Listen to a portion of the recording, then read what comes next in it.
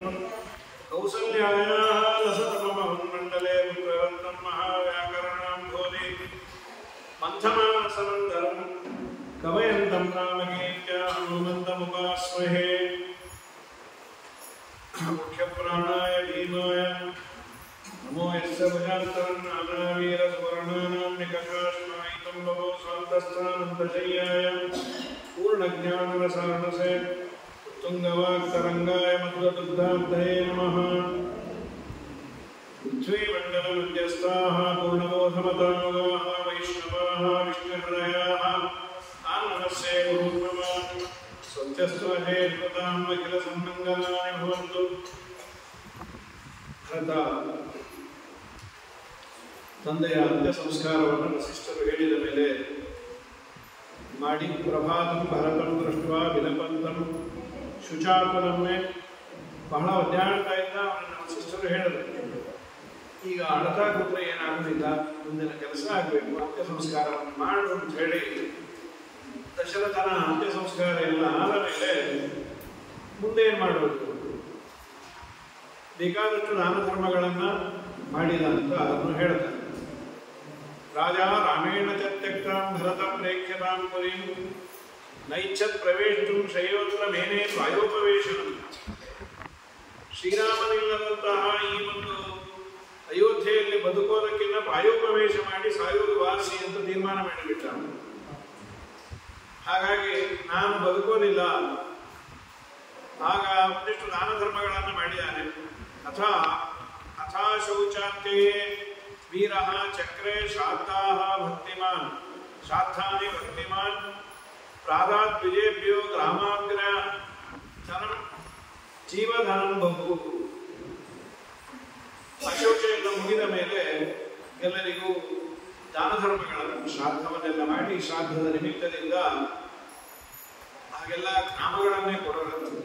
ಭೂದಾನ ಗೋದಾನ ಅಂದ್ರೆ ಅದು ಭೂದಾನವನ್ನೇ ಮಾಡೋರು. ವೇದವ್ಯಾಸ ದೇವರು ಗರುಡ ಪುರಾಣದಲ್ಲಿ ಅದನ್ನು ಹೇಳುವುದಿದ್ದಾರೆ, ರಾಜನಾದವರು ಭೂದಾನವನ್ನು ಮಾಡಲೇಬೇಕು. ರಾಜರಲ್ಲದವರಿಗೆ ಭೂದಾನವನ್ನು ಮಾಡಲಿಕ್ಕೆ ಆಗೋದಿಲ್ಲ ಅಂತ ವೇದವ್ಯಾಸ ದೇವರು ಪ್ರತ್ಯಾಮ್ನಾಯವಾಗಿ ಭೂದಾನವನ್ನು ಮಾಡೋದು ವೈತರಣಿ ದಾಟಲಿಕ್ಕೆ ಅದೊಂದು ಬೇರೆ. ಭೂದಾನವನ್ನು ಮಾಡಲಿಕ್ಕಾಗಲ್ಲ, ಅದಕ್ಕೆ ಆಲ್ಟರ್ನೇಟ್ ಯಾವುದು ಅಂದ್ರೆ ಒಂದು ಗೋದಾನ ಸಪರೇಟ್ ಅಂತ ವೇದವ್ಯಾಸ ದೇವರು ಹಾಗೆ ಬರೆದಿಟ್ಟೆ. ವೇದವ್ಯಾಸ ದೇವರು ಸರ್ವಜ್ಞರು, ಅವರಿಗೆಲ್ಲ ಗೊತ್ತು. ಅಂದ್ರೆ ನನಗೆ ಬಗ್ಗೆ ಹೇಳ್ತಿರ್ತಾರೆ, 20-25 ಸಾವಿರ ರೂಪಾಯಿ ಸ್ಕ್ವೇರ್ ಫೀಟ್ ಆದ್ಮೇಲೆ ಆ ಶ್ಲೋಕ ವೇದವ್ಯಾಸ ದೇವರು ಮಾಡಿದ್ದಲ್ಲ. ರಾಜರಾದವರು ಭೂದಾನವನ್ನು ಮಾಡಲೇಬೇಕು, ಮ್ಯಾಂಡೇಟರಿ. ಬೇರೆಯವ್ರಿಗೆ ಆಗೋದಿಲ್ಲ ಅಂತ. ಸೊ ವೇದವ್ಯಾಸ ದೇವರ ಗರುಡ ಪುರಾಣ ಹೇಳಿದ್ರೆ ಅವತ್ತೇ ಎಚ್ಚೆತ್ತುಕೊಂಡಿದ್ರೆ 4-5 ಸೈಟ್ ಮಾಡಬಹುದಾಗಿತ್ತು ಏನು. ಹಾಗಾಗಿ ಪ್ರತ್ಯಾಮ್ನಾಯ ನೀವು ಭೂದಾನವನ್ನು ಮಾಡಿ ಅಂತ ಶ್ಲೋಕವೇ ಉಂಟು. ಪ್ರಕೃತದಲ್ಲಿ ಅವರು ರಾಜನಾದದ್ದರಿಂದ ಬೇಕಾದಷ್ಟು ಭೂದಾನವನ್ನು ಮಾಡಿ ಜೀವಧನಂ ಬಹು. ಜೀವಧನ, ಜೀವರೂಪದ ಧನ. ಜೀವಧನ ಅಂದ್ರೆ ಏನು? ಧನ ಅದು ಜಡ, ಜೀವಧನ ಅಂದ್ರೆ ಗೋ. ಜೀವ ಇರುವ ಧನ, ಅವನಿಗೆ ದಿನ ಸಂಪತ್ತು, ದೊಡ್ಡ ಸಂಪತ್ತು. ಧನ ಅಂದ್ರೆ ಸಂಪತ್ತು. ಜೀವಂತವಾಗಿರುವ ಸಂಪತ್ತು ಯಾವುದು ಅಂದ್ರೆ ಗೋ ಸಂಪತ್ತು. ಗೋಗಳನ್ನು ಬೇಕಾದಷ್ಟು ದಾನವನ್ನು ಮಾಡಿದ್ದಾನೆ. ಆಮೇಲೆ ರಾಮನಿಗೆ ರಾಜ್ಯ ಕೊಟ್ಟುಕೊಳ್ಳೋಣ.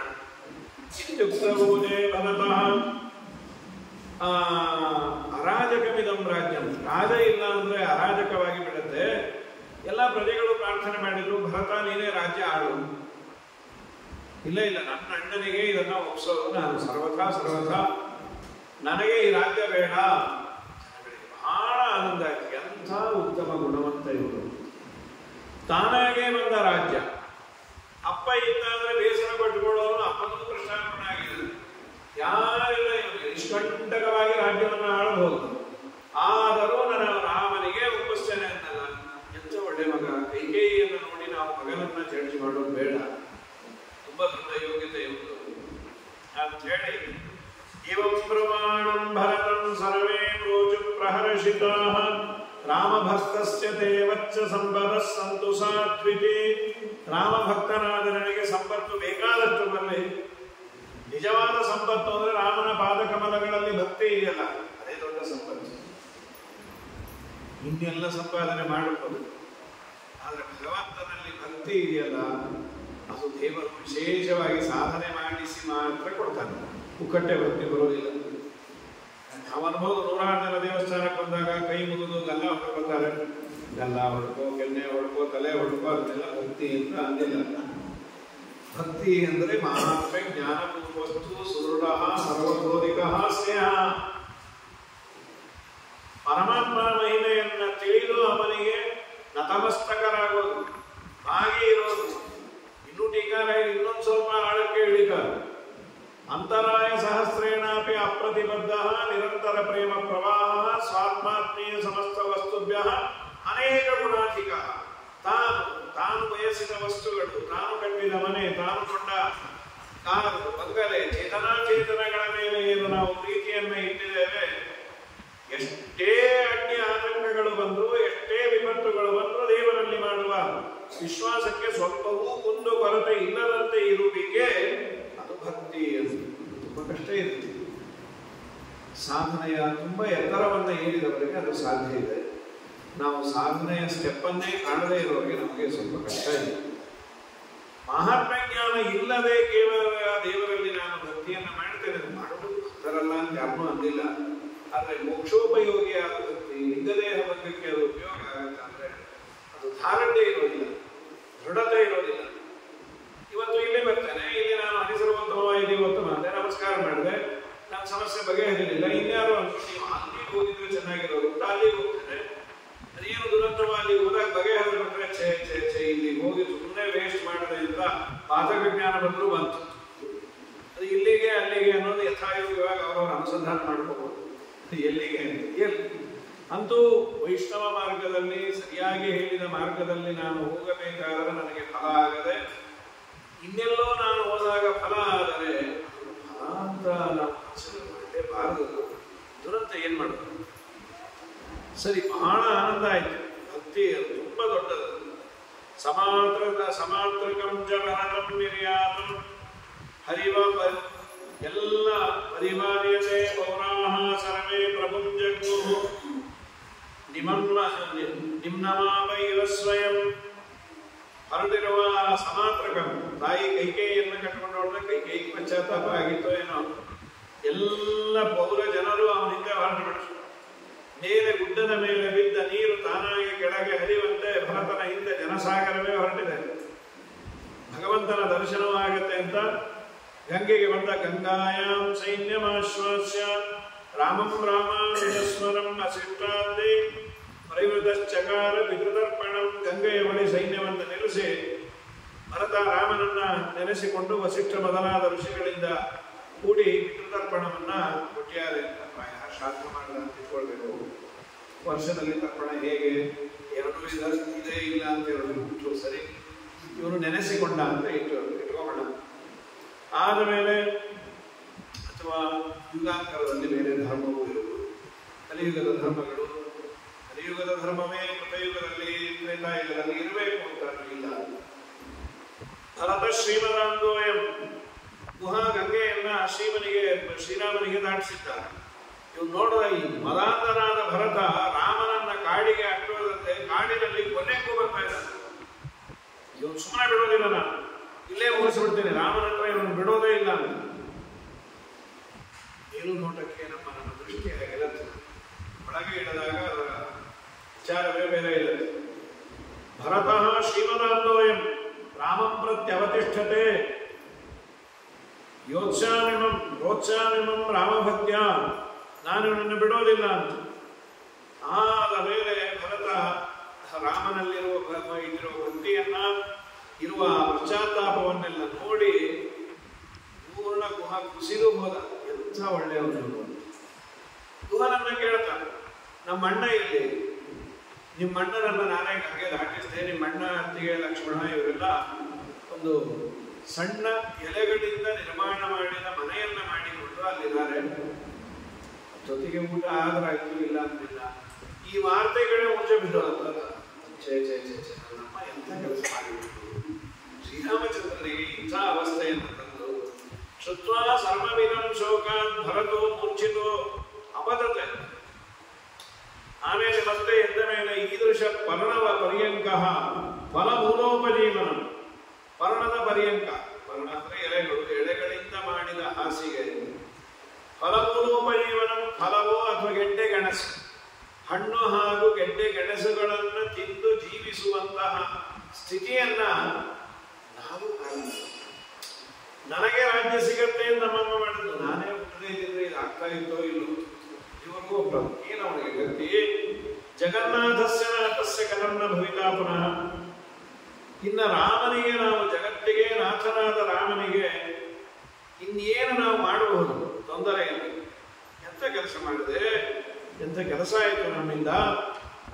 ಆದ್ಮೇಲೆ ಗುಹ ದಾಟಿಸಿ ಆದ್ಮೇಲೆ ಪ್ರಯಾಗದ ಕಡೆ ಹೊರಟ್ಯಾರೆ. ಪ್ರಾತಃ ಸಂಧ್ಯಾ ಉಪಾಸ್ಯಾಥ ಗಂಗಾಂಶ ವ್ರತವ ಅಕಾರತೆ. ನಮ್ಮ ಗುರುಗಳು ಇಲ್ಲಿ ಚಪ್ರದಲ್ಲಿ ಪ್ರವಚನ ಮಾಡಿರ್ಬೇಕಾದ್ರೆ ಆಗಾಗ ಹೇಳ್ತಿರ್ತಾರೆ.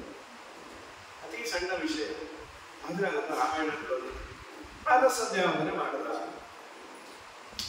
ವೇದ ವಿಹಿತವಾದ ಕರ್ಮಗಳನ್ನ ಅವರು ಎಷ್ಟೇ ಸಮಸ್ಯೆ ಇದ್ರು, ಚಕ್ರವರ್ತಿಗಳಾದ್ರು ಸಂಧ್ಯಾ ವಂದನೆ ಮಾಡಿದ್ರು ಅಂತ. ಅದು ಅತಿ ಮುಖ್ಯ ಅನ್ನೋದನ್ನ ತಿಳಿಸೋ ಸಲುವಾಗಿ ಹೊರಟ ರಾಮನನ್ನ ನೋಡಿದ ಪ್ರಧಾನವಾದ ಕಥೆ. ಈಗ ನಾವೆಲ್ಲ ಹೋಗಬೇಕಾದ್ರೆ ನಾವು ನಮ್ಮ ಮಾತನ್ನು ಅದನ್ನು ಸೇರಿಸೋದಿಲ್ಲ. ಎಲ್ಲೋ ನಾವು ಹೊರಟಿರ್ತೇವೆ, ಹೊರಡೋ ಕಾಲಕ್ಕೆ ಪ್ರಧಾನವಾದದ್ದನ್ನ ಹೇಳ್ತೇವೆ. ಇಲ್ಲಿ ಹತ್ತಿದ್ವಿ, ಆಮೇಲೆ ಸಿಕ್ಕಾಪಟ್ಟೆ ರಶ್ ಇತ್ತು. ಅಲ್ಲಿಂದ ಊರು ದಾಟಿದ ಮೇಲೆ ಸ್ವಲ್ಪ ವಾಸಿ ಆಯಿತು, ಒಳ್ಳೆ ಗಾಳಿ ಬಂತು, AC ಹಾಕೊಂಡು ಸೀದಾ ಹೋದ್ವಿ. ಅವ್ರ ಮನೇಲಿ ಗಿಡಾರ ಎಲ್ಲ ರೆಡಿ ಇತ್ತು. ಸ್ವಲ್ಪ ತಗೊಂಡ್ವಿ. ಆಮೇಲೆ ರಾತ್ರಿ ಊಟ ಗೀಟ ಮಾಡಲಿಲ್ಲ. ರಾತ್ರಿ ಅಲ್ಲೇ AC ರೂಮ್ ಮಾಡಿದ್ರು, ಮಲ್ಕೊಂಡ್ವಿ. ಈ ಸಂಧ್ಯಾ ವಂದನೆ ಅನ್ನುವ ಮಾತನ್ನು ಎಂತಲ್ಲ. ಯಾಕೆ ಅಂದ್ರೆ ಮಾಡಬೇಕು ಅನ್ನೋದು ಮರೆತಿರ್ತೇವೋ ಅಥವಾ ಅದೇನು ದೊಡ್ಡದು ಅಂತಾನೋ. ರಾಮಾಯಣವನ್ನು ಹೇಳುವ ಸಂದರ್ಭದಲ್ಲಿ ಅತಿ ಮುಖ್ಯವಾದ ವಿಚಾರವನ್ನ ರಾಮನ ಭೇಟಿಯಾದ ಅನ್ನುವ ಸಂದರ್ಭದಲ್ಲಿ ಪ್ರಾತಃ ಸಂಧ್ಯಾ ಉಪಾಸ್ಯ. ಹರದ ಬೆಳಗ್ಗೆ ಎದ್ದು ಪ್ರಾತಃ ಸಂಧ್ಯಾ ವಂದನೆಯನ್ನ ಮಾಡಿದ. ಅಂದ್ರೆ ಇದು ಒಂದು ಧರ್ಮವನ್ನ ಪರಿಪಾಲನೆ ಮಾಡಲೇಬೇಕಾದದ್ದು. ತುಂಬಾ ದೊಡ್ಡದು. ನೀನು ಕುರಿಯಾದನ್ನೆನ್ನವ ಕುರಿಯಾದ ಮೈತ್ರೋ ಬ್ರಾಹ್ಮಣ ಉಚ್ಚತೆ. ಮಿಕ್ಕಿದ್ದ ಏನು ಮಾಡಿದ್ಯೋ ಬಿಡ್ತೀಯೋ, ಮಿತ್ರ ಸಂಬಂಧಿ ಆದದ್ದು. ಮಿತ್ರ ಅಂದ್ರೆ ಸೂರ್ಯ. ಸೂರ್ಯಾಂತರ್ಗತನಾದ ನಾರಾಯಣನ ಉಪಾಸನೆಗೆ ಇರುವ ಗಾಯತ್ರಿ ಮಂತ್ರವನ್ನ ಜಪ ಮಾಡಿದ್ರೆ ಮುಂದೆ ಎಲಿಜಿಬಿಲಿಟಿ.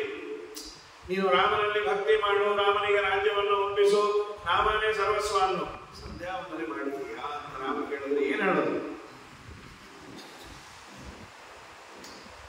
ಕೆಲವೊಂದು ನಮಗೆ ಏನು ಸಂಧ್ಯಾ ವಂದನೆ ತಾನೇ ಅಂತ ಅಂದ್ರೆ ಬೇಕಾದಷ್ಟು ಅವಧಾರ ಇದೆ, ಬೇಕಾದಷ್ಟು ದಾನ ಧರ್ಮಗಳನ್ನು ಮಾಡುವ ಸಂಕಲ್ಪ ಇದೆ, ಸಂಪತ್ತು ಕೊಡುವ ಹೃದಯ ವೈಶಾಲ್ಯತೆ ಇದೆ, ಎಲ್ಲ ಇದೆ. ತುಂಬಾ ದೊಡ್ಡದು ಬೇಡ. ನೀನು ಸಮಗ್ರ ಸುಮಧ್ವಿಜಯ ಪಾರಾಯಣವೋ ಋಗ್ವೇದ ಪಾರಾಯಣವೋ ದಿನ ಪೂಜೆಯನ್ನು ಮಾಡಬೇಕು. ಸರಿ, ಮಾಡಬಾರದು ಅನ್ನೋದ್ರಲ್ಲಿ ನೈರ್ಭರ್ಯ ಅಲ್ಲ, ತಾತ್ಪರ್ಯ ಅಲ್ಲ. ಸರಿ, ಹೋಗಲಿ. ಸಂಧ್ಯಾ ವಂದನೆಯನ್ನು ಮಾಡ್ತಾ ಇದ್ದಾರೆ. ಇಲ್ಲ ಸರ್, ಅದಕ್ಕೆ ನಾನು ಇಷ್ಟೆಲ್ಲ ದಾನ ಧರ್ಮ ಮಾಡೋದು. ಒಂದ್ಸರಿ ಸಂಧ್ಯಾ ವಂದನೆಯನ್ನು ದಾನ ಮಾಡಬೇಕು. ಈಗ ಅದಕ್ಕೆ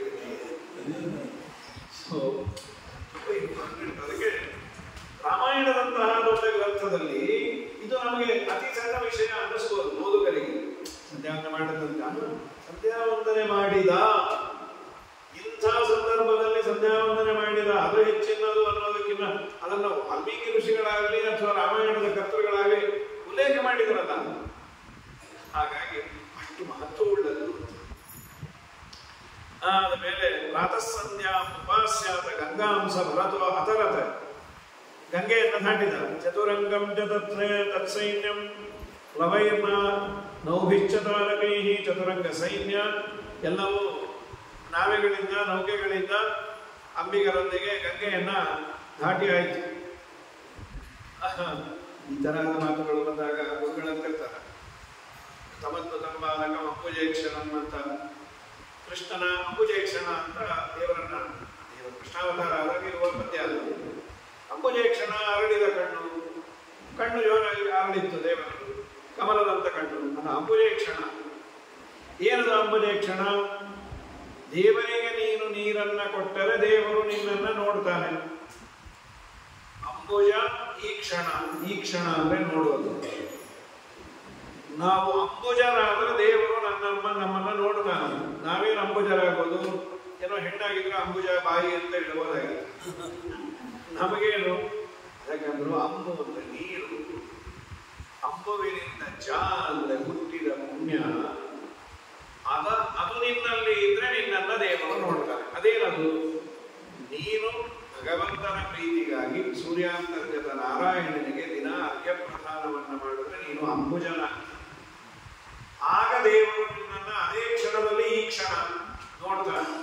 ನೀನು ಸಂಧ್ಯಾವಂದನೆಗಾಗಿ ಅರ್ಘ್ಯ ಪ್ರದಾನವನ್ನು ಮಾಡಿದ್ರೆ ಅವನು ನೋಡ್ತಾನೆ. ನೋಡಿ, ಸಂಧ್ಯಾವಂದನೆಯನ್ನ ಮಾಡಿದ ಅಂತ ಹೇಳಿ ಅದರ ಫಲರೂಪವಾಗಿ ಏನು ಅಂದ್ರೆ ದೇವರು ಗಂಗೆಯನ್ನ ಅನಾಯಾಸವಾಗಿ ದಾಟಿಸಿದ, ತನ್ನ ದರ್ಶನವನ್ನು ಕೊಟ್ಟ. ಗಂಗೆಯನ್ನ ದಾಟಿಸಿದ. ಗಂಗೆಯನ್ನ ದಾಟುವುದು ಎರಡು ರೀತಿ, ಅರ್ಥ ಏನು ಆ ರೀತಿ ಅಲ್ಲ. ಶ್ರೀಮದಾಚಾರ್ಯರು ಗಂಗೆಯನ್ನ ದಾಟಿದ ಬಗೆಯನ್ನ ಹೇಳ್ತಾರೆ. ನಾರಾಯಣ ಪಂಡಿತಾಚಾರ್ಯರು ಸುಮಧ್ವ ವಿಜಯದಲ್ಲಿ ಒಬ್ಬನ್ನ ದಾಟೋದು ಅಂತ ಇದೆ. ದಾಟೋದು ಅಂದ್ರೆ ಫಿಸಿಕಲ್ ಆಗಿ ದಾಟೋದು. ರನ್ನಿಂಗ್ ರೇಸ್ ಅಲ್ಲಿ ಅವನಿಗಿನ್ನ ನಾನು ಸ್ಪೀಡ್ ಆಗಿ ಓಡಿದೆ ಅಂತ. ಯೋಗ್ಯತೆಯಲ್ಲಿ ದಾಟುವುದು ಅಂತಿದೆ. ಅದು ಯೋಗ್ಯತೆಯಲ್ಲಿ ದಾಟುವುದು, ಅದು ಬೇರೆ ಥರ. ನಮ್ಮ ಮಧ್ವಾಚಾರ್ಯರು ಗಂಗೆಯನ್ನ ದಾಟಿದ್ರು. ಹೇಗೆ? ಯೋಗ್ಯತೆಯಲ್ಲಿ ದಾಟಿಬಿಟ್ರು. ಗಂಗಾನು ಮೇಯಿಸಿದ್ರು. ವಾಸುದೇವ ಪದ ಸಂತತ ಸಂಗೀ ತೇಜಸಪ್ಯನಮಕೃತ ಶರವ ಅತ್ಯವರ್ತತ ನಿತಾಂತ ಮತಾಸು ಗಂಗಮೋಘ ಮಖಾಶನ ಕೀರ್ತಿ. ಗಂಗೆಗೆ ಪಾವಿತ್ರತೆ ಬಂದದ್ದು, ಗಂಗೆ ಜಗತ್ತಿನಲ್ಲಿ ಅತೀ ಪವಿತ್ರವಾದ ನದಿ ಅಂತಾದದ್ದು ವಾಸುದೇವನ ಪಾದದ ಸಂಘವನ್ನ ಪಡೆದದ್ದಕ್ಕೆ. ಪರಮಾತ್ಮನ ಪಾದೋದಕ ಆದದ್ದಕ್ಕೆ ಅದು ಪವಿತ್ರವಾದ ಜಲ. ಇಲ್ಲಾಂದ್ರೆ ಎಲ್ಲ ಸಾಮಾನ್ಯ ಜಲದಂತೆ ಅದು ಒಂದು ನೀರು ಅಂತಾಗಿರೋದು.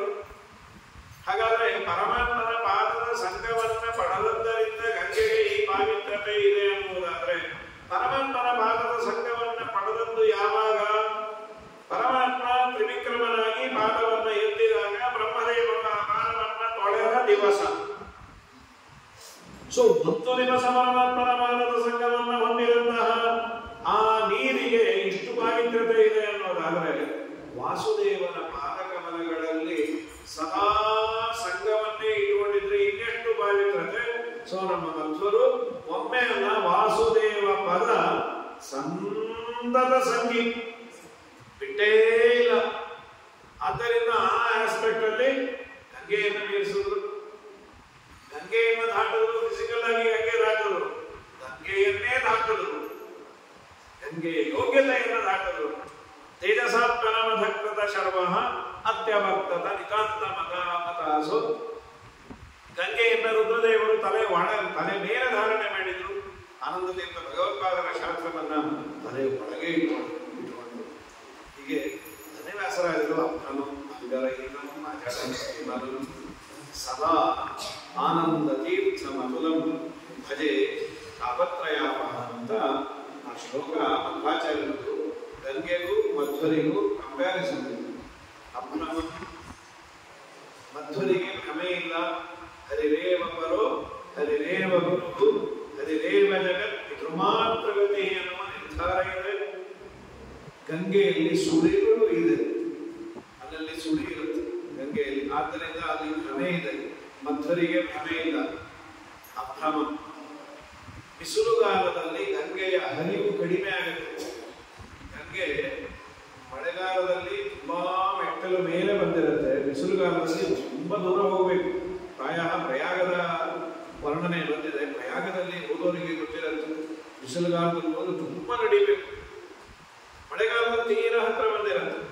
ಸೊ ಭಂಗ ಇದೆ, ಗಂಗೆಯ ಹರಿವಿಗೆ ಭಂಗ ಇದೆ.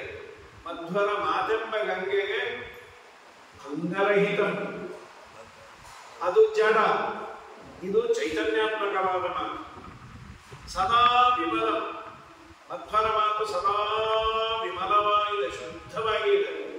ಗಂಗೆ ಕೊಳಕಾಗತ್ತೆ ಅಂದ್ರೆ ಮಳೆಗಾಲದಲ್ಲಿ ನೀರು ಕೆಂಪಾಗಿ ಬಿಡುತ್ತೆ. ನೀರು ತುಂಬಾ ಫಿಲ್ಟರ್ ಮಾಡಬೇಕಾಗುತ್ತೆ ಮಳೆಗಾಲದಲ್ಲಿ. ಹಾಗಾಗಿ ಅಲ್ಲಿ ಸ್ವಲ್ಪ ಕೊಳಕುಂಟು. ಆನಂದ ತೀರ್ಥ ಮಧುರ. ಈ ಆನಂದ ತೀರ್ಥರೆಂಬ ಗಂಗೆ ಆ ಗಂಗೆ ಮುಳುಗಿದಾಗ ಬಿಸಿಲಿನ ತಾಪವನ್ನು ಕಡಿಮೆ ಮಾಡಿ ಕುಡಿದವನ ದಾಹವನ್ನ ಇಂಗಿಸಬಹುದು. ಮಧ್ವರೆಂಬ ಗಂಗೆ 3 ತಾಪಗಳನ್ನು ಕಳೆಯುತ್ತೆ: ಆಧ್ಯಾತ್ಮಿಕ, ಆದಿ ಭೌತಿಕ, ಆದಿ ದೈವಿಕ. ಆದ್ದರಿಂದ ಗಂಗೆಯನ್ನು ಮೀರಿದವಳು. ಗಂಗೆ ಗಂಗೆಯನ್ನು ಮೀರಿಸಿದವರು ಆನಂದ ತೀರ್ಥರೆಂಬ ಗಂಗೆ ಅಂತ ವ್ಯಾಸರಾಜರು ನ್ಯಾಯಪದದ ಮಂಗಲಾಚರಣೆಯನ್ನು ಮಾಡ್ತಾ ಅಭ್ರಮಂ ಭಂಗರಹಿತಂ ಅಜಡಂ ವಿಮಲಂ ಸದಾ ಆನಂದ ತೀರ್ಥಂ ಅತುಲಂ ಭಜೆ ತಾಪತ್ರಯಾಪ ಅಂತ ಕೊಂಡಾಡಿದ್ದಾರೆ. ಇಲ್ಲಿ ಅವನು ಸಂಧ್ಯಾವಂದನೆ ಮಾಡಿದ, ಅದಕ್ಕೆ ಗಂಗೆಯನ್ನು ದಾಟಿಸಿದ. ಗಂಗೆ ದಾಟಿ ಏನಾಯಿತು? ರಾಮನ ದರ್ಶನ ಆಯಿತು. ಅಂದ್ರೆ ಸಂಧ್ಯಾವಂದನೆ ಎನ್ನುವುದು ದೇವರ ದರ್ಶನಕ್ಕೆ ಕಾರಣ ಆಯಿತು. ಪ್ರಯಾಗದ ಹತ್ರ ಬಂದಾಗ ದಾಶಯನ್ ಗುಹನಯುಕ್ತೈಸ್ವ ಸಂತೀರ್ಯ ಭರತೋ ನದಿ ಗುಹಾವಿಹಿತ ಮಾರ್ಗೇಣ ಎಲ್ಲ ತಾಯಂದರ ಜೊತೆಯಲ್ಲಿ ಗುಹೆಗಿಳಿದಂತಹ ಮಾರ್ಗದಲ್ಲಿ ಹೋದ ಪ್ರಯಾಗ ಪ್ರಾಪ್ಯ ತತ್ರೈನ್ಯಂ ನಿಯಮ್ಯಾರ ಸಸೋದರ ಭರತೋಧ ಭರದ್ವಾಜಂ ಪ್ರಾಪ್ತವಾನ್ ಅಭ್ಯವದತ. ಸೈನ್ಯವನ್ನು ದೂರದಲ್ಲೇ ನಿಲ್ಲಿಸಿ ಶತ್ರುಘ್ನನೊಂದಿಗೆ ಭರದ್ವಾಜರ ಬಳಿಗೆ ಬಂದ. ಸ್ವಾಮಿ, ನಮ್ಮ ಅಣ್ಣ ಎಲ್ಲಿದ್ದಾನೆ ಏನು ನಾನು ದರ್ಶನ ಮಾಡಬೇಕಲ್ಲ. ಭರದ್ವಾಜರು ಆದರ ಆತಿಥ್ಯವನ್ನು ಮಾಡಿ ರಾಮಾನುಜೋಸಿ ಧನ್ಯೋಸಿ, ರಾಮನ ಅನುಜ ನೀನು, ನಿಜವಾಗಲೂ ಧನ್ಯ, ಎಷ್ಟು ರಾಮನಲ್ಲಿ ಭಕ್ತಿ ಇದೆ. ಆದ್ಮೇಲೆ ಸೈನ್ಯ ಸಮೇತ ಆತಿಥ್ಯವನ್ನು ಮಾಡಿ ಎಲ್ಲ ಬೇಕಾದ್ದು ಮಾಡಿಸಿದ್ರು. ಒಂದು ಆಗುಯ ವಿಶ್ವಕರ್ಮಾವಳಿ, ಯಾರು ಅಡಿಗೆಯವರು ಬಂದಿದ್ರು ಅಂದ್ರೆ ವಿಶ್ವಕರ್ಮ ಮೊದಲಾದರು ದೇವಲೋಕದಿಂದ ಕರೆಸಿದ್ರು. ಇಲ್ಲೆಲ್ಲ ಸಿಗ್ತಾರೋ ಇಲ್ಲೋ ಬೇಡ, ಮತ್ತೆ ಮಡಿ ಗಿಡಿ ವ್ಯತ್ಯಾಸ ಬರುತ್ತೆ ಅಂತ ಹೇಳಿ ಅಲ್ಲಿಂದಾನೇ ಕರೆಸಿದ್ರು. ವಿಶ್ವಕರ್ಮಾದಿಗಳನ್ನ ಕರೆಸಿ ಆಹೂಯ ವಿಶ್ವಕರ್ಮಾದಿ ಕಾರಯನ್ ಸರ್ವಸಂಪದ ವಾಸುದೇವ ಪ್ರಸಾದೇನ ಸ್ವರ್ಗಭೋಗಾನ್ ವ್ಯಧಾನ್ ಮುನಿ. ಭರದ್ವಾಜರು ಸ್ವರ್ಗದ ಭೋಗಗಳನ್ನ ಅವರಿಗೆ ಒದಗಿಸಿದ್ರು. ತನ್ನ ಮನೆಗೆ ಬಂದರೆ ಮನೆಯಲ್ಲಿ ಹೆಚ್ಚಿನ ಪಾತ್ರೆ ಇಲ್ಲ. ಅವರ ಮನೆಯಲ್ಲಿ ಋಷಿಮುನಿಗಳು ಚೂರ ಇಟ್ಕೊಂಡಿರ್ತಾರೆ.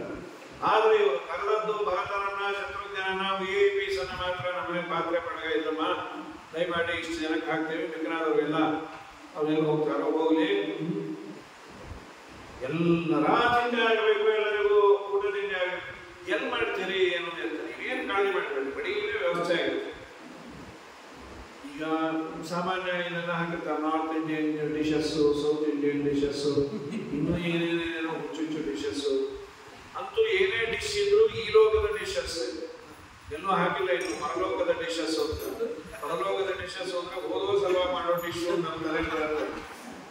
ಹಾಗಾದ್ರೆ ಇವರಿಗೆ ಅಡಿಗೆ ಮಾಡಾಕಿತ್ತು ಅಂದ್ರೆ ಭರದ್ವಾಜರು ವಿಶ್ವಕರ್ಮಾದಿಗಳನ್ನ ಕರೆಸಿ ಇಂದ್ರನ ಮನೆಯಲ್ಲಿ ಮಾಡುವ ಹಲ್ವಾ, ಶಚಿ ಮಾಡುವ ಪಲ್ಯ, ಇವುಗಳನ್ನ ದೇವತಾ ಲೋಕದ ಅಡಿಗೆಯನ್ನ ಮಾಡಿಸಿ ಸ್ವರ್ಗದ ಭೋಗಗಳನ್ನ ಅವರಿಗೆ ಕೊಟ್ಟರು ಅಂದ್ರೆ ಏನು ದೇವರ ಅನುಗ್ರಹ ಅವರಿಲ್ಲ. ಏನು ದೇವರ ಅನುಗ್ರಹ, ಊಹಾತೀತ ಇದೆಲ್ಲ. ವಿಶ್ವಕರ್ಮ ಬರೋದೇನು, ಇವರಿಗೆಲ್ಲ ಅಡಿಗೆಯನ್ನ ಮಾಡಿ ತುಂಬಾ ಆನಂದ ಆಯಿತು. ಯದ್ಯದಿಚ್ಛದೇವ ಯತ್ರ ಭರತಾನ ಅನುರಜನ ತೇನ ತರ್ಪಯಾಮಾಸ ರಾಮಭಕ್ತ್ಯಾದು ದರ್ಶನ. ಭರತನ ಹಿಂದೆ ಬಂದ ಎಲ್ಲರಿಗೂ ಏನು ಕೇಳ್ತಾರೋ ಎಲ್ಲ ಕೊಟ್ಟರು, ಏನಾದ್ರೂ ಕೇಳ್ಕೊಟ್ಟು, ಇಲ್ಲ ಅನ್ನೋ ಮಾತೇ ಇಲ್ಲ. ಅಂತಹ ಆದರ ಆತಿಥ್ಯ ಭರದ್ವಾಜರು ಮಾಡಿದ್ರು. ಇದಕ್ಕೆಲ್ಲ ಮೂಲ ಕಾರಣ ಏನು ಅಂದ್ರೆ ರಾಮನನ್ನ ನೋಡ್ಲಿಕ್ಕೆ ಹೋಗ್ತಾ ಇದ್ವಿ, ದೇವರ ದರ್ಶನಕ್ಕಾಗಿ ಹೋಗ್ತಾ ಇದ್ದೀವಿ ಅನ್ನೋದಕ್ಕೆ ಇಷ್ಟು ಆದರ ಆತಿಥ್ಯವನ್ನ ಎಲ್ಲ ಸ್ವರ್ಗದ ಪದಾರ್ಥಗಳು. ಆದ ಮೇಲೆ ಬೆಳಗ್ಗೆ ಎದ್ದು ಭರತ ನಂತರದಲ್ಲಿ ಹೊರಟ. ಲಜ್ಜಯ ಅಧೋಮುಖಿ ಯಾತ್ರ ಎಲ್ಲರ ಪರಿಚಯ ಮಾಡ್ತಾರೆ ಭರತರ ಕೌಶಲ್ಯ. ಆಮೇಲೆ ಇವಳು ನನ್ನ ತಾಯಿ ಕೈಕೇಯಿ, ಇವಳಿಂದಲೇ ಇಷ್ಟೆಲ್ಲ ಆದದ್ದು. ಭರದ್ವಾಜರು ನಿನ್ನ ಅಮ್ಮನನ್ನ ಏನು ಬೇಡಪ್ಪ, ನಿಮಿತ್ತ ಮಾತ್ರ ಕೈಕೇಯಿ ಮನಮಾಸೆ ಜಗತ್ಪ್ರಭು. ಜಗತ್ಪ್ರಭುವಾದ ಶ್ರೀರಾಮಚಂದ್ರನಿಗೆ ವನವಾಸಕ್ಕೆ ಇವಳು ಮಾಡಿದಂತಹ, ಇವಳು ಬೇಡಿದಂತಹ ವರವೇ ಕಾರಣ ಅಲ್ಲ. ಆಲ್ರೆಡಿ ದೇವರ ದೃಷ್ಟಿಯಲ್ಲಿ ಆಕ್ಸಿಡೆಂಟ್ಸ್ ಅಂತ ಇಲ್ಲೇ ಇಲ್ಲ. ಗೊತ್ತಿಲ್ಲದೆ ಆಗಿಬಿಟ್ಟು ದೇವರಿಗೆ ಹೀಗೆ ಅಂದ್ಬಿಟ್ರೆ ಅವನು ದೇವರೇ ಅಲ್ಲ. ಎಲ್ಲವೂ ಗೊತ್ತಿದ್ದೇ ಆಗೋದು. ಒಂದು ನಿಮಿತ್ತವನ್ನ ಮಾಡಿರ್ತಾನೆ. ನನ್ನ ಕೈಕೇಯಿ ಪಾಪ ತೂಗ್ಲಿಕ್ಕೆ ಹೋಗಬೇಡ. ದೇವಕಾರ್ಯಾತೋಯಂ, ನಿನ್ನ ಅಪ್ಪ ಬಂದದ್ದು ಹೆಡ್ ಆಫ್ ಅಕೌಂಟು ಕೈಕೇಯಿ ಹೇಳಿದ್ದಕ್ಕೆ ರಾಮನಿಗೆ ವನವಾಸ ಅಂತಾನೆ ಅವಳ ಕರ್ಮ. ಆದ್ರೆ ಶ್ರೀರಾಮಚಂದ್ರ ಬಂದದ್ದು ವನವಾಸಕ್ಕೆ. ಅನೇಕ ಭಕ್ತ ಜನ ಅವನಿಗಾಗಿ ಕಾದಿದ್ದಾರೆ. ಅವನ್ನೆಲ್ಲ ಉದ್ಧಾರ ಮಾಡಲಿಕ್ಕೆ ಬಂದದ್ದೇ ಇವನನ್ನ. ಕೇವಲ ನಿನ್ನ ತಾಯಿ ಬೇಡಿದ್ದಕ್ಕೆ ಅಲ್ಲ, ಅವಳೊಬ್ಳು ವ್ಯಕ್ತಿ ಮಾತು ಅಷ್ಟೇ ವಿನಃ ಆಯ್ತು ಸ್ವಾಮಿ ಅಂತೂ ನೀವು ಎಷ್ಟು ದೊಡ್ಡವರು ಕೆಟ್ಟವರಲ್ಲೂ ಒಳ್ಳೆಯದನ್ನೇ ಕಾಣ್ತೀರಿ, ಕೆಟ್ಟವರಲ್ಲಪ್ಪ, ಇದು ವಸ್ತುಸ್ಥಿತಿ ಇದು. ಆಮೇಲೆ ಚಿತ್ರಕೂಟದ ಹತ್ರ ಬಂದ್ಯ ನಿಯಮ್ಯಾರ ಸೈನ್ಯಾನಿ, ಇದನ್ನ ಲಕ್ಷ್ಮಣ ನೋಡ್ಬಿಟ್ಟ. ಸೈನ್ಯ ಭರತ ತಕ್ಷಣ ರಾಮನ ಅಣ್ಣ ಇಲ್ಲೂ ನಮ್ಮನ್ನು ಬಿಡ್ಲ ಇಲ್ಲ, ಇಲ್ಲೂ ಒಂದು ಕೊಲ್ಲಿಗೆ ಬಂದ್ಯ, ನಾನು ಕೊಂದು ಬಿಡ್ಲ. ಲಕ್ಷ್ಮಣ ದೂರದಿಂದ ಏನೇನೋ ತೀರ್ಮಾನ ತಗೋಬೇಕ. ಭರತ ಅಷ್ಟು ಕೆಟ್ಟವನಲ್ಲ, ತುಂಬಾ ಒಳ್ಳೆಯವನು, ನೀನು ಸ್ವಲ್ಪ ಸುಮ್ಮನೆ ಅಂದಾಗ ಭರತೋ ಭಗವತ್ಪಾರ್ಶ್ವಂ ಏತಸ್ಮಿನ್ ಅಂತರೇ ಗತಃ ಪರ್ಣಶಾಲಾಂ ಶಾಂತೋ ನ ತೃಪ್ತೋ ಭರತಃ ಶಾಂತತ್ವಂ ಭವ ಲಕ್ಷ್ಮಣ. ದೇವರಂತದ್ದು ಶಾಂತನಾಗಿರು ಸ್ವಲ್ಪ, ಅವನು ಏನ್ ಮಾಡ್ತಾನೆ ನೋಡ್. ಭರತ ಪರ್ಣಶಾಲೆಯ ಹತ್ರ ಬಂದು ಹೇಮಚಿತ್ರೈ ಪ್ರಹರಣೈ ಸರ್ವತ್ರೈಶ್ಚೋಪಶೋಭಿತ ಹರಿಸಂಗಯ್ಯನಾದೃಷ್ಟ ಮೃಗೈ ಸಿಂಹ ಗುಹಾಮಿವ. ಬಂಗಾರ ವರ್ಣದ ಚಿತ್ರ ವಿಚಿತ್ರವಾದ ಆಯುಧಗಳಿಂದ ಕವಚಗಳಿಂದ ಶೋಭಿಸ್ತಾ ಇದ್ದಂತಹ ಮೃಗಗಳಿಂದ ಹೇಗೋ ಹಾಗೆ ಈ ಶತ್ರು ಸಮೂಹಗಳು ಆಕ್ರಮಿಸಬೇಕಾದ ಸಿಂಹದ ಗುಹೆಯಂತೆ ಇತ್ತು. ಇದು ರಾಮನ ಒಂದು ವರ್ಣಶಾಲೆಗೆ ಕೊಟ್ಟಂತ ವಿಶೇಷಣಗಳು. ಎಲೆಯಿಂದ ಮಾಡಿದ ಗುಡಿಸಲು ಹೇಗಿತ್ತು ಅಂದ್ರೆ ಏನ್ ಸ್ವಯಂ ಅವನೇ ನರಸಿಂಹ. ಯಾರು ಬಾರದಂತೆ, ಯಾರು ಬಂದರೂ ಒಳಗೆ ಪ್ರವೇಶ ಮಾಡದಂತೆ ಅಷ್ಟು ಸೆಕ್ಯೂರಿಟಿ ಇತ್ತು ಅಂತ. ಜಗತ್ತಿಗೆ ಸೆಕ್ಯೂರಿಟಿ ಇವು. ದೇವರ ಮನೆ ಒಳ್ಳೆ ಸೆಕ್ಯೂರ್ಡ್ ಅಂದ್ರೆ ಹಾಗೆ. ಇವತ್ತಿನ ಕಾಲದಲ್ಲಿ ಬೆಳ್ಳಿ ಬಂಗಾರಕ್ಕೆ ಸೆಕ್ಯೂರಿಟಿ ಬೇಕು, ದೇವರಿಗೆ ಸೆಕ್ಯೂರಿಟಿ ಅಲ್ಲ, ಪದಾರ್ಥಗಳಿಗೆ ಸೆಕ್ಯೂರಿಟಿ ಅಷ್ಟೇ. ದೇವರಿಗೇನು ಸೆಕ್ಯೂರಿಟಿ? ಅವನೇ ಜಗತ್ತಿಗೆಲ್ಲ ಸೆಕ್ಯೂರಿಟಿ. ಆಮೇಲೆ ನಂತರದಲ್ಲಿ ಪರಮಾತ್ಮನನ್ನ ದರ್ಶನ ಮಾಡಿದ್ದಾನೆ. ಆಮೇಲೆ ನಮಸ್ಕಾರ ಮಾಡಿ ತತ್ರೋಟಜೆ ಜಟಾಮೌಲಿಮ್ಮೆ, ಜಟೆ ಕಟ್ಟಿದ ಕೂದಲುಗಳು ಪರಮಾತ್ಮನನ್ನ ಮತ್ತೆ ಚೀರ ವಸ್ತ್ರ ನಾರು ಬಡಿ ಹುಟ್ಟಿಯಾನೆ. ಸೀತಾ ಸಮೇತನಾದ ಲಕ್ಷ್ಮಣನನ್ನು ನೋಡಿ, ಲಕ್ಷ್ಮಣ ಸಹಿತನಾದ ರಾಮನನ್ನು ನೋಡಿ ಏನ ಆನಂದ ಆಯ್ತು. ನತೃಪ್ಯತಿ ಸ್ಮತಂ ದೃಷ್ಟ್ವಾ ಭರತೋ ನೈತದದ್ಭುತಂ ಅನಂತಕಾಲಂ ಪಶ್ಯಂತೋ ಯಮ್ನ ತೃಪ್ಯಂತಿ ಯೋಗಿನಃ. ರಾಮನನ್ನ ನೋಡ್ತಾ ಇದ್ರೆ ಅವನು ತೃಪ್ತಿನೇ ಇಲ್ಲ ಅಂದ್ರು. ಏನು ದೊಡ್ಡದು. ಯೋಗಿಗಳು ನಿರಂತರ ಭಗವಂತನನ್ನ ಅನಂತ ಕಾಲದವರೆಗೂ ನೋಡಿದ್ರು ತೃಪ್ತಿ ಆಯ್ತಾದ್ರೂ ಇಲ್ಲ ಅಂತ. ದೇವರಲ್ಲಿರುವ ದೊಡ್ಡ ಸೊಬಗು ಅದು. ಆಶ್ಚರ್ಯರತ್ನೆ ಶ್ವಸಿಕಂ ಜಗತ್ರಯೇಪಿ ಆಶ್ಚರ್ಯ ಮಹೋ ಮುಹುರ್ಮುಹು ಸೌಂದರ್ಯ ಸಾರೈಕ ರಸಂ ರಮಾಪತೆ ರೂಪಂ ಸದಾ ಆನಂದಯತೀಹ ಮೋಕ್ಷಿಣಃ. ಎಷ್ಟು ನೋಡಿದ್ರು ಇನ್ನೂ ನೋಡಬೇಕು ಅನ್ನುವ ತವಕ ದೇವರಿಗೆ ಮಾತ್ರ ಇರುವುದು. ಸಾಕ್ಷಾತ್ ಸಚ್ಚಿದಾನಂದ ಮೂರ್ತಿಯನ್ನು ನಾವೇ ನೋಡಿ ಕಾಣುವುದಿಲ್ಲ. ಈಗಂತೂ ತಿರುಪತಿಯ ಭಗವಂತನ ದರ್ಶನವನ್ನ ಮಾಡಿದಾಗೆ ಆಯ್ತು, ತೃಪ್ತಿ ಆಯ್ತು, ನೋಡಬೇಕು ಅಂತಿದೆ ಅನ್ಬೇಕಾದ್ರೆ ಸಾಕ್ಷಾತ್ ಎಷ್ಟು ನೋಡಿದ್ರು ಕಡಿಮೆ. ನಿನ್ನ ರೂಪಿನ ಲೀಲ ನೋಡುವ ಜನಕ್ಕೆ ಕಣ್ಣು ಸಾವಿರವಿಲ್ಲ. ನಾ ಪಾಡಿ ಪೊಗಳಲು ಪನ್ನಗಾಧಿಪನಲ್ಲ, ನೀರರಿಯದಿಲ್ಲ. ಕಣ್ಣು ಮುಚ್ಚದೆ ಬೆನ್ನ ತೋರುವೆ, ಮಣ್ಣ ಕೆಡರುವೆ, ಚಿನ್ನಗೊಲಿದನೆ ಸಣ್ಣ ವಾಮನ ಅಣ್ಣ ರಾಮನೆ ಪುಣ್ಯ ಪುರುಷನೆ. ಪನ್ನಬಡಕನೆ ಹೆಣ್ಣುಗಳ ವ್ರತ ಕೆಡಿಸಿ ಕುದುರೆಯ ಬೆನ್ನನೇರಿದ ವ್ಯಾಸ ವಿಠಲ ತಿಳಿಯದು ನಿನ್ನಾಟ ತಿರುಪತಿಯ ವೆಂಕಟ.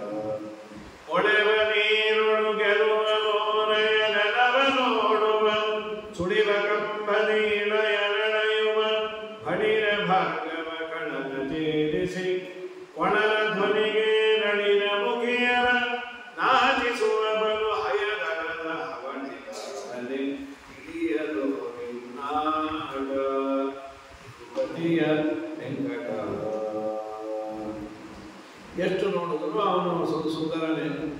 ಸರಿ, ಪಾದಪದ್ಮೆ ನಿಪತಿತಂ, ಪಾದಾರವಿಂದಗಳಲ್ಲಿ ಪೂರ್ಣ ಬಿದ್ದು ಸರೆಂಡರ್ ಆಗಿದ್ದಾನೆ. ಸಂತಪ್ತಂ, ತುಂಬಾ ನೊಂದು ಬೆಂದಿದ್ದಾನೆ. ನನ್ನಿಂದ ಹೀಗಾಯ್ತು, ನಮ್ಮಮ್ಮನಿಂದ ಹೀಗೆ. ಮಾತೃ ಹೇಳಾತೆ, ತಾಯಿಯನ್ನು ಬೈದ. ಆಶ್ಲಿಶೇಷಾದ ಭರತಂ ಭಕ್ತಂ ತಂ ಭಕ್ತವತ್ಸಲಃ ಆಲಿಂಗನ ಮಾಡಿಕೊಂಡು ಶ್ರೀರಾಮಚಂದ್ರ ಸಸರ್ವಜ್ಞೋಪಿ ಸರ್ವೇಶಃ ಅಪ್ರಂಚ ಕುಶಲಂ ಪಿತುಃ.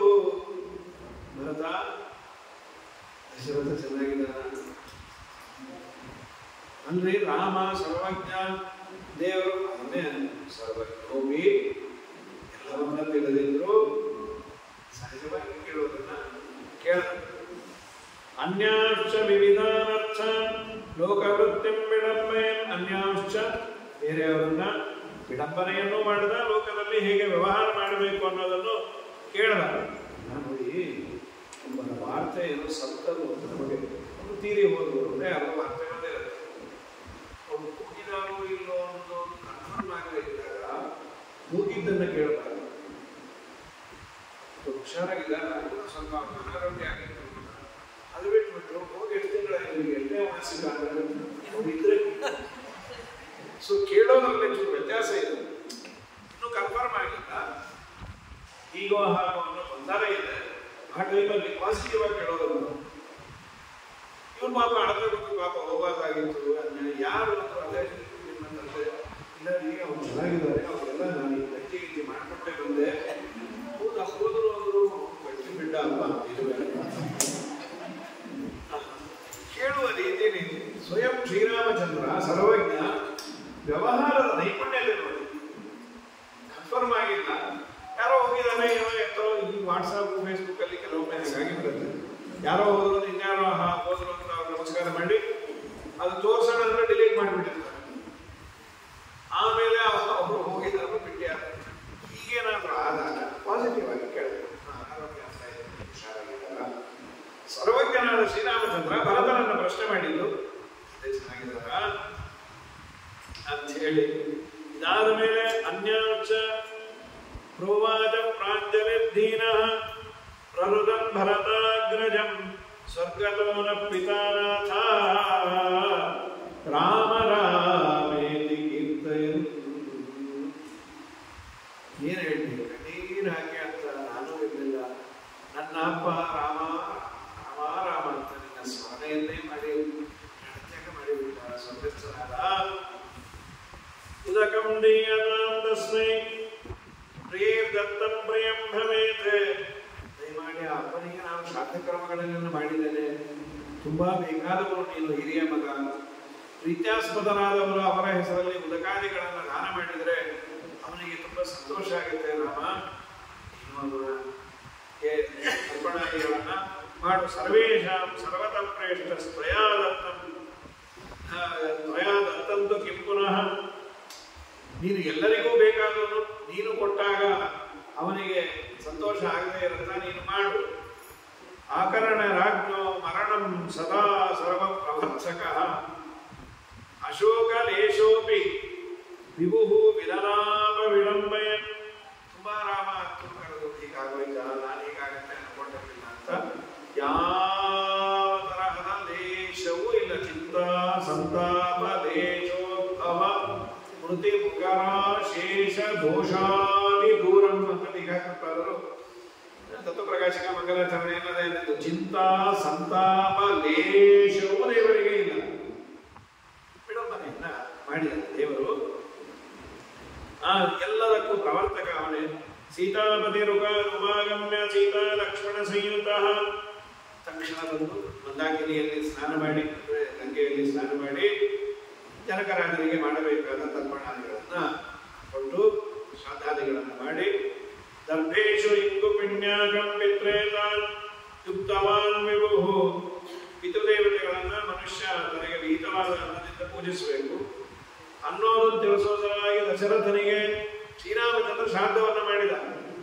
ಮಗನಾದವನು ತಂದೆ ತಾಯಿಗಳ ಉದ್ದೇಶದಿಂದ ಶ್ರಾದ್ದ ಕರ್ಮವನ್ನ ಮಾಡಬೇಕು ಅಂತ ಮಾಡೆಲಿಂಗ್ ಮಾಡುವ ಸಲುವಾಗಿ ಸ್ವಯಂ ಸರ್ವೋತ್ತಮನಾದ ಶ್ರೀರಾಮಚಂದ್ರ ದಶರಥನನ್ನ ಉದ್ದೇಶ ಮಾಡಿ ಪಿಂಡ ಪ್ರದಾನವನ್ನು ಮಾಡಿ ಪಿತೃದೇವಾನ್ ಪುಮಾನ್ ಸ್ವಾನ್ನೇ ಪೂಜೆಯೇ ದರ್ಶಯ ನಾರಾಯಣ ಪಂಡಿತರದೇ ಅಂತ. ಆದಮೇಲೆ ಎಲ್ಲಾ ಜನಕ್ಕೆ ತುಂಬಾ ಸಂತೋಷ ಆಯಿತು ರಾಮನ ದರ್ಶನದಿಂದ. ಕೌಸಲ್ಯನ್ನು ಮಾತಾಡಿಸಿ ಆಮೇಲೆ ಎಲ್ಲರನ್ನ ಮಾತಾಡಿಸಿ ಆದಮೇಲೆ ರಾಮ ನೀನು ಬರಬೇಕು, ನೀನೇ ರಾಜ್ಯವನ್ನ ಇಲ್ಲ ಇಲ್ಲ ನೀನು ಬರಲಿಲ್ಲ ಅಂದ್ರೆ ಪ್ರಣಾಮಾಂಜಲಿ ಭಾಷಣಾಣಿ ಕುರ್ಮಾಣೋ ಮರತಸ್ತದಾ ಕ್ರಿಯಾ ಸಮವಿಹಾರೇಣ ರಾಮ ಪ್ರೋಜೆ ಸಗದ್ಗದಂ ಗದ್ಗದ ಕಂಠದಿಂದ ಕೇಳ್ದ ತಾಂತು ತ್ಯಕ್ವಾ ಪತಿಂ ಮತ್ವಾ ತತ್ವಾ ಮೇ ಪರಿತಾಪಿತನ್ನೇ ಕೃತ್ವಾ ಸರ್ವ ಜಗದ್ದುಃಖಂ. ಅಪ್ಪ ರಾಮ, ನಿನ್ನನ್ನ ದೂರ ಮಾಡಿ ಪತಿಯಾದ ದಶರಥನನ್ನ ಕೊಂದು ನನಗೆ ಪರಿತಾಪವನ್ನ ಹುಟ್ಟಿಸಿ ಜಗತ್ತಿಗೂ ದುಃಖವನ್ನ ಇದ್ದ ಈ ನನ್ನ ತಾಯಿ ಸರ್ವನಾಶ ಮಾಡ್ಯಾಳ, ಅವಳ ಕೋಪಾನ ದಯಮಾಡಿ ಪಾಪ ಅಂದಾಗ ಐರಾಧ ಜಗನ್ನಾಥ ಭಕ್ತಸ್ಯಾಗ ಕ್ಷಮಸ್ವಮೇ ಭಕ್ತವತ್ಸಲ ಭಕ್ತಾನ. ದಯಮಾಡಿ ನೀನು ಭಕ್ತವತ್ಸಲ, ಭಕ್ತರು ಅಪರಾಧವನ್ನು ಮಾಡ್ತಾರೆ, ಅಪರಾಧ ಮಾಡಿದ್ದಾರೆ ಅಂತ ನೀನು ಅವರನ್ನು ತಿರಸ್ಕಾರವೇ ಮಾಡಿಬಿಟ್ರೆ ಅವ್ರಿಗೆ ಯಾರು ಶರಣಾಗತಾರೆ, ಯಾರನ್ನ ಶರಣು ಹೊಂದಬೇಕು. ಹಾಗಾಗಿ ದಯಮಾಡಿ ಬಾ. ಸ್ತ್ರೀಷು ನಾಸತ್ಯ ದೋಷೋಸ್ತಿ. ನನ್ನ ಅಪ್ಪನಿಗೂ ಸ್ವಲ್ಪ ಧರ್ಮಶಾಸ್ತ್ರ ಗೊತ್ತಿಲ್ವೋ, ಅದನ್ನು ಪರಿಪಾಲನೆ ಮಾಡಿಲ್ವೋ ಏನು, ಹೆಣ್ಣು ಮಕ್ಕಳಿಗೆ ಕೊಟ್ಟ ಮಾತನ್ನು ಏನು ನಡೆಸ್ಕೊಳ್ಳೇಬೇಕು ಅಂತಿಲ್ಲ, ಅವರು ಸುಳ್ಳು ಹೇಳ್ಬೋದಾಗಿತ್ತು. ಆ ವರ ಕೊಟ್ಟೆಲ್ಲ ಅದನ್ನ ಈಗ ನಾನು ನಡೆಸ್ಕೊಡು ಊಫಿ ಅಂದ್ಬಿಟ್ಟಿದ್ರೆ ಆಗಿರೋದು ನಮ್ಮಪ್ಪ.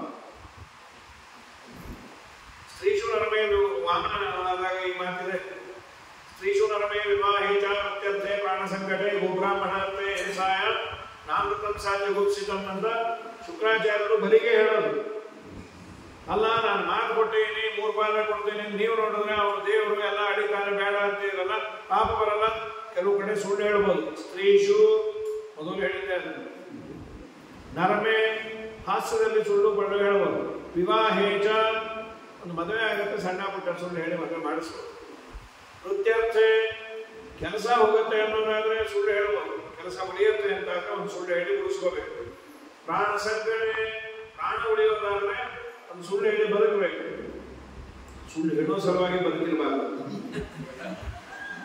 ಗೋಬ್ರಾಹ್ಮಣಾರ್ಥೆ ಹಿಂಸಾಯ, ಗೋವಿಗೆ ಬ್ರಾಹ್ಮಣನಿಗೆ ಆಗುವ ಹಿಂಸೆಯನ್ನು ಒಂದು ಸುಳ್ಳಿನಿಂದ ತಡೆಯೋದಾದ್ರೆ ತಡೆಯಬಹುದು. ಇದು ಎಂದೋ ಸುಳ್ಳಿನ ಕ್ಯಾಟಗರಿಯಲ್ಲಿ ಬರೋದಿಲ್ಲ, ಪಾಪ ಬರೋದಿಲ್ಲ. ಶುಕ್ರಾಚಾರ್ಯರು ಒಂದು ಪ್ರಮಾಣವನ್ನು ಕೊಟ್ಟು ಹೇಳ್ತಾರೆ ಭಾಗವತದಲ್ಲಿ ಬರುವ ಮಾತು. ನಮ್ಮ ಅಪ್ಪನಿಗೆ ಇದು ಗೊತ್ತಿಲ್ಲ. ಭೂದತ್ತ ಭೂಮೃತ ದಾಸಸ್ಥೆ ಅರ್ಪಿತ